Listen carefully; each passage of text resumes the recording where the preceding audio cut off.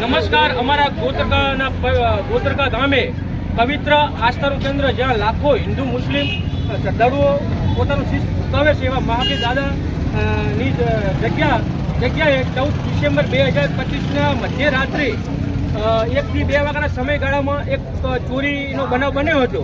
આ વાત મળતા અમે સવારે આગેવાનો દ્વારા શ્રી બાજુના પોલીસ સ્ટેશન રાધનપુર ખાતે Shri PI R K Patel સાહેબને રૂબરૂ મુલાકાત કરી હતી અને સાહેબને જણાવી હતી, અને સાહેબે તાત્કાલિક ધોરણે પોતાની ટીમ ગોતરકા ઘટના સ્થળે મૂકી હતી. અને સાહેબે અમને કીધું હતું, પીઆઈ આર કે પટેલ સાહેબે, કે જેમ બને એમ તાત્કાલિક ધોરણે ચોરને અમે પકડી પાડશું. તે આજે ટૂંકા દિવસોમાં 15-17 દિવસોમાં તાત્કાલિક ધોરણે ચોરને પકડી અને ગોતરકા ખાતે સર્કસ કાઢવામાં આવ્યું છે.